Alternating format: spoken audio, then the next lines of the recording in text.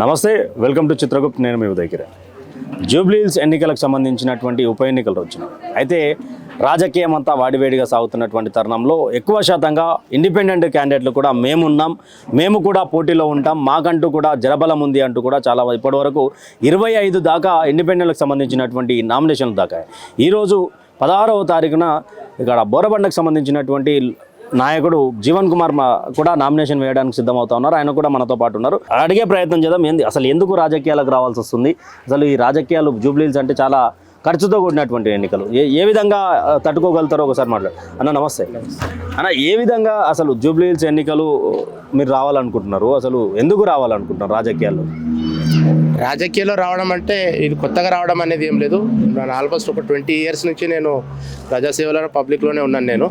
So కొత్తగా ప్రజలు కానీ లేకపోతే కొత్తగా రాజకీయం అనేది ఏమీ లేదు. సో వెల్ ఎక్స్పీరియన్స్ ప్రజాసేవలో మంచి చెడులో వాళ్ళకి అందరికీ అందుబాటులో ఉండే నేను. సో ఏ అవసరానికైనా మనము ఒక పెద్దల దగ్గర వెళ్ళి మన పనుల గురించి చాలాసేపు వెయిట్ చేసి వాళ్ళని కలవడానికి నానా తిప్పలు పడి ప్రతిసారి ఈ ఇబ్బంది ఫేస్ కావడం, మా ప్రజలు ఇన్స్పైర్ చేసి వాళ్ళే నాకు అడ్వైజ్ చేసి ఇన్ని రోజుల నుంచి మనం అందరూ వేరే వాళ్ళకి సపోర్ట్ చేసుకుంటూ వెళ్తున్నాము. అదేదో మనమే బరిలో మీరే ఉండి మా మనిషిలాగా మా పబ్లిక్లో మా దాంట్లో ఉన్న మనిషి మీరు, మా అండగా మీరే ఉంటే బాగుంటుంది, మేము వేరే వాళ్ళ దగ్గర వెళ్ళడం ఎందుకు అని చెప్పి వీళ్ళ ప్రజా ఆదరణతోనే ఈ స్టెప్ వేయడం జరుగుతుంది. 3 పార్టీలకు సంబంధించినటువంటి అభ్యర్థులను ప్రకటించారు.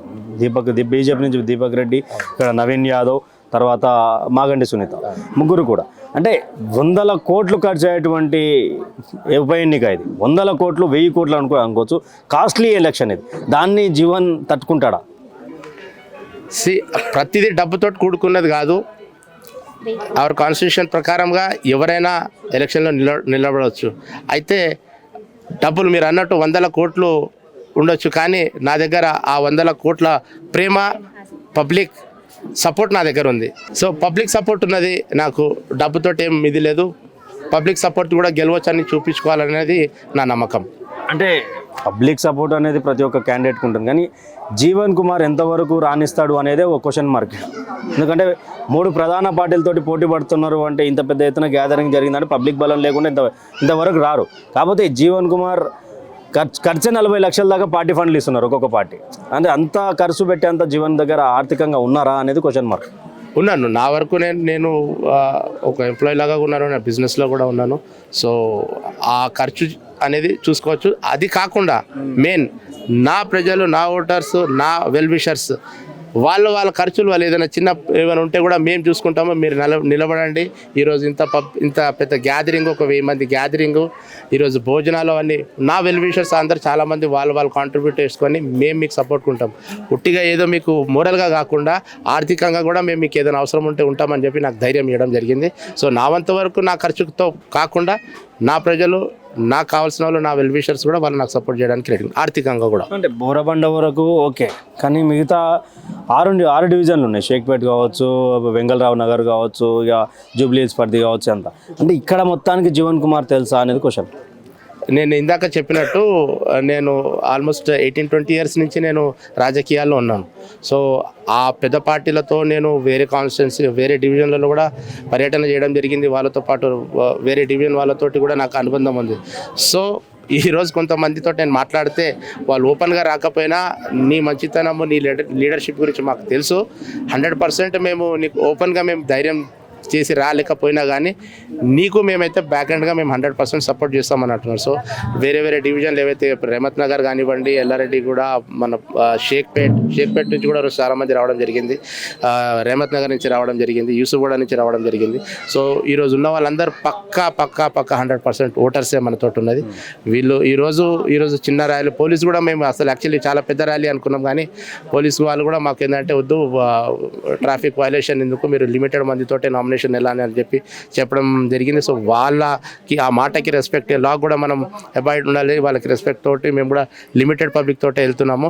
బట్ ఇదే ఈ సక్సెస్ఫుల్ ర్యాలీ తర్వాత మళ్ళీ మేము బైక్ ర్యాలీ తోటి కూడా ఇంకొక ప్రోగ్రామ్ పెట్టుకునేది ఉంది.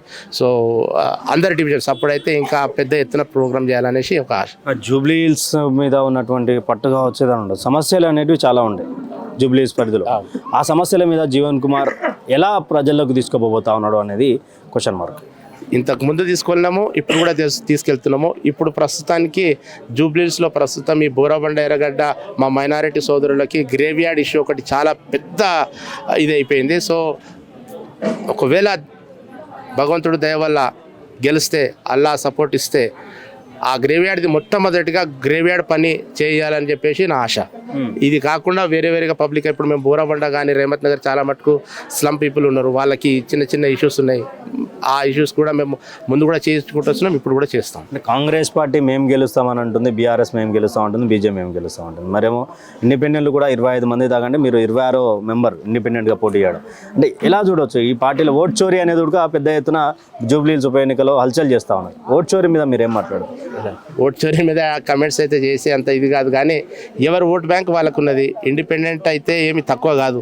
ఎస్, వాళ్ళకి పెద్ద రీజనల్ పార్టీస్ కానీ మన స్టేట్ లెవెల్ వాళ్ళ పార్టీస్ వాళ్ళకి సపోర్ట్ ఉన్నాయి. ఈరోజు ఆ పార్టీస్ కూడా బ్యాక్ ఎండ్గా మాకు వెనకాలగా సపోర్ట్ ఉన్నారు. మరి ఎందుకు పార్టీ నుంచి టికెట్ తెచ్చుకోలేదు? ఇంత ప్రజాబలం మీరు అన్నారు కదా 100 కోట్లు కావాలనేసి. 100 కోట్లు లేవు. నేను ఒక మిడిల్ క్లాస్ పర్సన్ని, అయినా కానీ ఒక మిడిల్ క్లాస్ పర్సన్ ఒక స్లమ్ ఏరియా వీకర్ సెక్షన్లో ఉండి నేను ఎమ్మెల్యేగా నిలబడ్డానంటే ఆ ధైర్యాన్ని అందరు మెచ్చుకుంటున్నారు. అదే ధైర్యంతో నేను ముందుకు వచ్చినాను. ఈ రోజు మీకు సపోర్ట్ చేస్తున్నటువంటి కార్యకర్తలకు కావచ్చు, మీ అభిమానులకు కావచ్చు, మీ దోస్తులకు కావచ్చు, ఇక మీ వెల్ విషర్స్ కావచ్చు, వీళ్ళందరికీ ఏం చెప్పదలుచుకున్నారు? గెలిచినా ఓడినా ఏ మాట అయితే, ఒక మాట అయితే ఉంటుంది కదండి, గెలిచినా ఓడినా చెప్పడానికి. రాజకీయం అనేది ఒక ఎత్తు, ఎలక్షన్ అనేది ఒక ఎత్తు.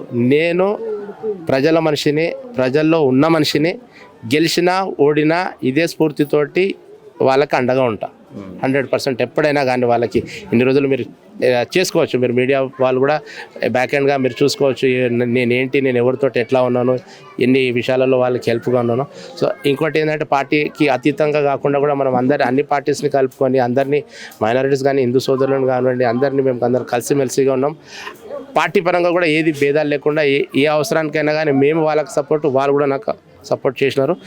ఇప్పుడు ఎట్లా ఉన్నానో గెలిచినా ఓడినా అదే విధంగా ఉంటాం. ఒకవేళ ఇప్పుడు ఎలక్షన్లలో దాదాపు లక్షలు ఖర్చు అయ్యే పద్ధతి, ఇప్పుడు లక్షలు ఖర్చు అయిన తర్వాత ఓడిపోతే కనుక ఆర్థికంగా చాలా నష్టపోయే అవకాశాలు కూడా ఎక్కువగా ఉంటాయి. దానికి అంటే ఈ ఆర్థిక నష్టం ఎందుకు అనేది మీ ఇంటి నుంచి వచ్చినటువంటి ప్రశ్న కాదా? మీ ఇంట్లో అడగలేదా ఎందుకు మనకి ఎన్ని రాజకీయాలు పైసలన్నీ ఖర్చు పెట్టుడి అని? అడిగినారు. మా వెల్ విషర్స్ కూడా అన్నారు, అన్న ఎమ్మెల్యే క్యాండిడేట్ మళ్ళీ ఈ టైంలో ఇంత టఫ్ కాంపిటీషన్లో మనం ఈ స్టెప్ ఎందుకు అని. అదేవిధంగా వాళ్ళే మళ్ళీ ధైర్యం చెప్పినారు. సరే ఇట్లా ఏదో డిసైడ్ చేసుకున్నాము, ప్రజలకి మీరు ఒక మంచి చేయాలనే ఉద్దేశం ఉన్నది కాబట్టి మా ఇంట్లో వాళ్ళు కూడా, నా వెల్ విషర్స్ కూడా నాకు సపోర్ట్ చేసి వాళ్ళు దేనికైనా రెడీ. అది ఆర్థికంగా కానివ్వండి, నా పర్సనల్గా ఏదైనా విషయం వస్తే కూడా వాళ్ళు అండగా ఉంటా అన్నారు. నేను 100% ఉంటాను. ఫైనల్గా ఏం చెప్పదలుచుకున్నారు? ఫైనల్గా జూబ్లీహిల్స్ ఉప ఎన్నిక మీద మీరు ఒక ఓటర్గా అనుకోండి, ఒక ఎమ్మెల్యే క్యాండిడేట్గా అనుకోండి, ఏం చెప్పదలుచుకున్నారు అన్ని పార్టీలకు, అన్ని ప్రజలకు?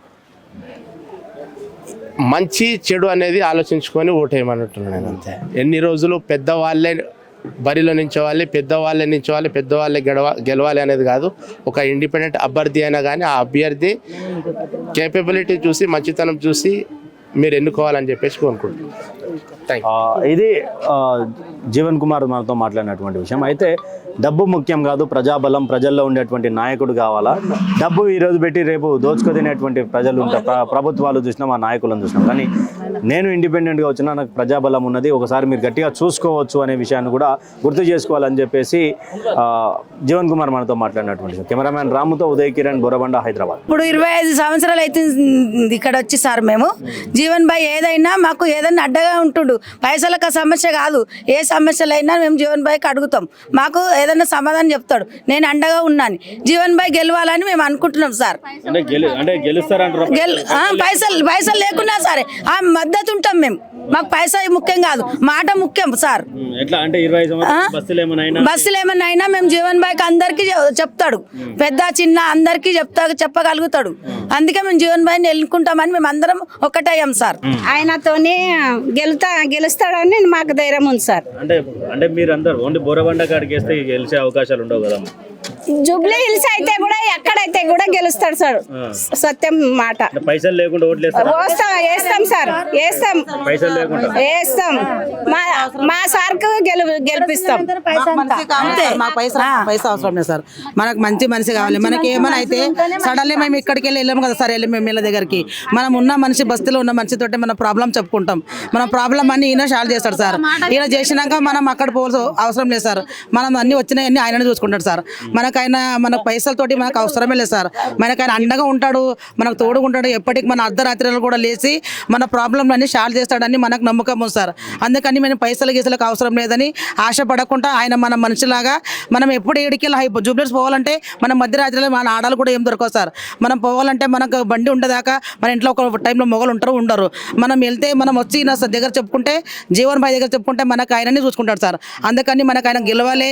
మేము వచ్చి 20 సంవత్సరాల నుంచి మేము ఇక్కడ ఉన్నాం సార్. ప్రతి ఒక్క దానికి మనం ఆయన అండగా ఉంటాడని నమ్మకంతో ఆయనకు గెలిపించుకోవాలని మనం ఆశతోటి మనకు ఆయనకు వేస్తున్నాం సార్.